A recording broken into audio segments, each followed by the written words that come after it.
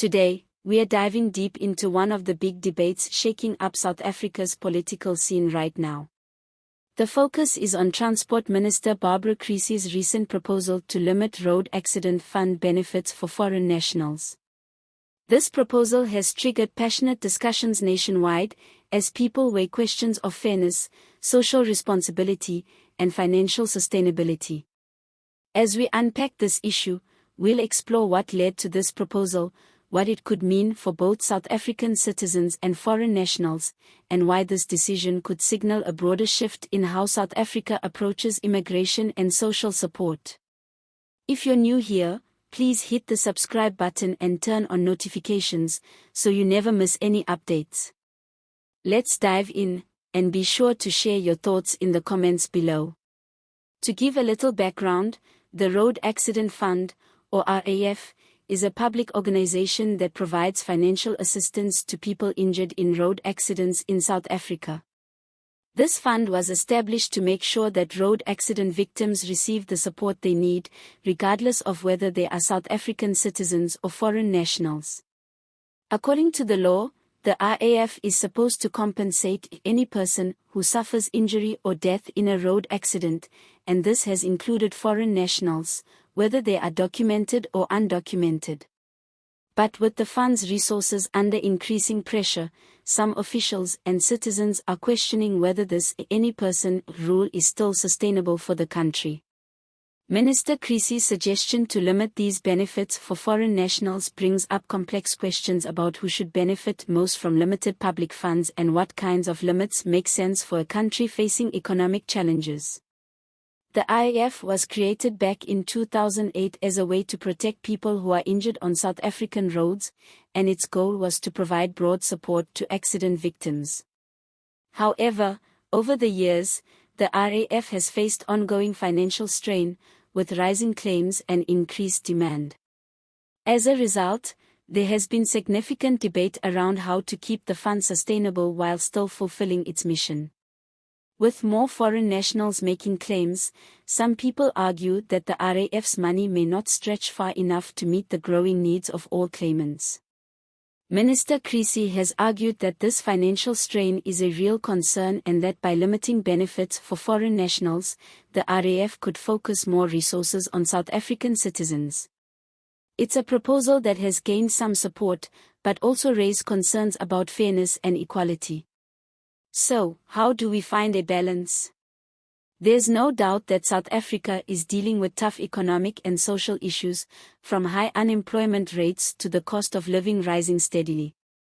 This situation has made it more challenging to manage public resources and welfare systems. With the RAF facing these financial struggles, limiting benefits to prioritize South Africans is seen by some as a necessary step to ensure there are funds available for citizens who need them most.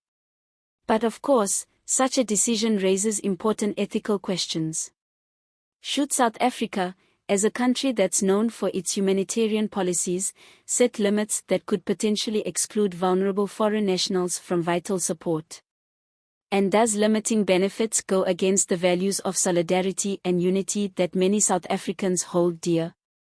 Minister Creesy's proposal isn't only about reducing costs, it's also about rethinking how social support systems are structured in South Africa. The debate around this proposal touches on broader issues, such as immigration policy and how South Africa balances the needs of its citizens with its obligations to foreign nationals within its borders. Over recent years, there's been a shift in how South Africa views immigration and social support. With public resources stretched, the government has had to make tough choices on how to allocate these funds fairly and effectively. The RAF proposal is just one example of this balancing act, as officials consider where and how to draw lines on social benefits. What happens if Minister Creesy's proposal is accepted? For foreign nationals involved in road accidents in South Africa, it could mean they'll receive a smaller financial payout or even none at all, depending on how the cap is implemented. This potential change could be significant, as many foreign nationals depend on the RAF's support after accidents. Reducing this benefit could create serious hardships for those individuals and families who rely on it as a safety net. For South Africans, however, this move could mean more resources are available to help citizens who have been waiting for support from an already overstretched fund. This moment in South African history shows the country at a crossroads in its social policy, immigration stance, and financial sustainability. Minister Creesy's proposal on the RAF isn't just about accident compensation. It's part of a larger discussion on how South Africa can effectively provide support and maintain fairness in a challenging economic climate.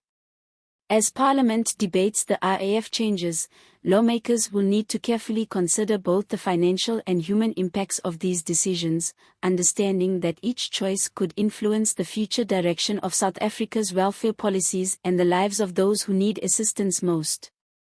Let us know your thoughts. Do you think limiting RAF benefits for foreign nationals is a fair move to protect resources for citizens, or do you believe it could lead to negative consequences for South Africa's reputation as a welcoming nation? Comment below with your views, and don't forget to subscribe to stay updated on this important issue and other topics shaping South Africa's future.